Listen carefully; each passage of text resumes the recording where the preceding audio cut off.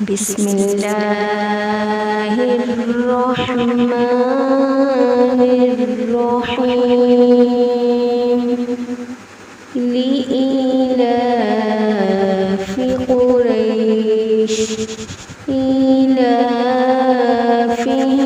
رحلة الشتاء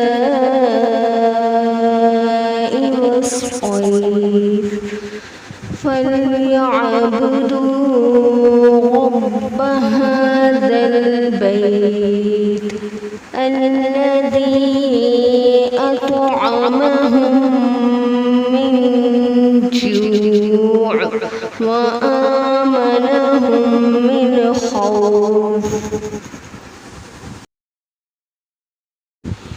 بسم الله الرحمن الرحيم